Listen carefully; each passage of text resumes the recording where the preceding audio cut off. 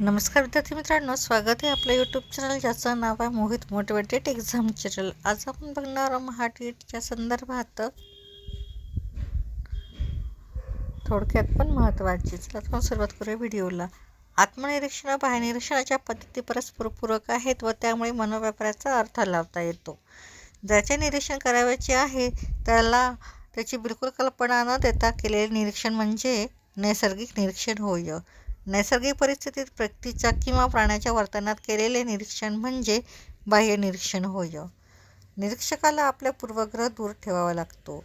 एखाद्याचं जर निरीक्षण करायचं असेल तर त्याचा जो पूर्वग्रह असतो एखाद्या व्यक्तीबद्दलचा तो त्याला दूर ठेवावा लागतो। आत्मनिरीक्षण पद्धतीत अभ्यासक व अभ्यासवस्तू एकाच असल्यामुळे ती इतर व्यक्तिनिष्ठता दोष येत असतो। आत्मनिरीक्षण पद्धत सुलभ बिनखर्ची अशी आहे। मानसशास्त्रातील सर्वात मोठी आणि शास्त्रीय पद्धत म्हणजे प्रायोगिक पद्धत होय। चुकीचे निरीक्षण म्हणजे अपनिरीक्षण समजले जाते। चारही बाजूने केलेली पाहणी म्हणजे सर्वेक्षण होय। प्रश्नरूप बालकाच्या समस्या जाणून घेण्यासाठी कोणती पद्धती उपयोगी ठरते तर ती पद्धती आहे जीवनवृत्तांत पद्धती। मानसशास्त्राची महत्त्वाचे दोन प्रकार कोणते तर महत्त्वाचे दोन प्रकार आहेत सैद्धांतिक व प्रयोगात्मक पद्धत। शैक्षणिक मानसशास्त्र ही मानसशास्त्राची एक उपयोजित अशी शाखा आहे। बालवर्तनाचा अभ्यास करण्यासाठी सर्वात सोपी पद्धत म्हणजे निरीक्षण पद्धत।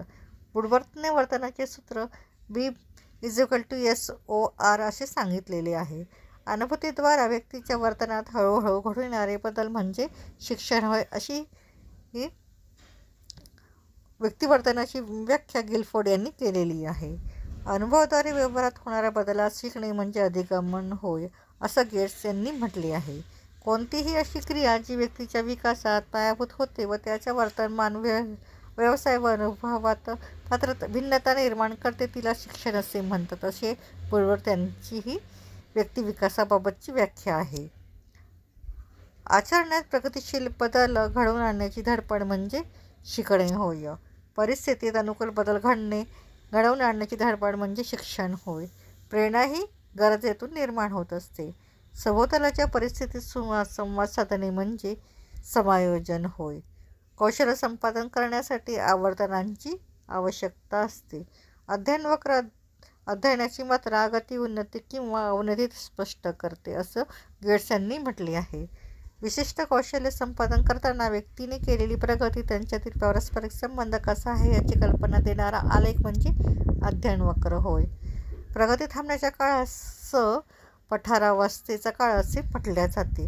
बालकाच्या अध्ययनाचे मोजमाप करण्यासाठी कशाचा उपयोग होतो तर बालकाच्या अध्ययनाचे मोजमाप करण्यासाठी अध्ययनवक्राचा उपयोग केला जातो। कोणत्याही प्रकारच्या विषयाचे ज्ञान देताना त्याचा सराव शिक्षकाने करून घेतला पाहिजे। प्रलोभनामुळे कृतीला चालना मिळते।